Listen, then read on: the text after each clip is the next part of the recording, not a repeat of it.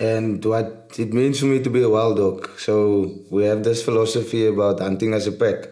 So I don't know if you guys know how the wild dogs hunt. So the woman will stay behind, look after the puppies, and the men will go out and hunt. But the man is not, one is not going in front of the rest. Everyone is going as a pack to take down the lion or whatever. And then they bring back the food home where the woman is looking after the puppies so that the woman and the puppies can eat. Yeah, so some of our values is to inspire, um, and I think like just a young kid sitting there watching the game, you don't know if he's looking up to you or not. So you can't.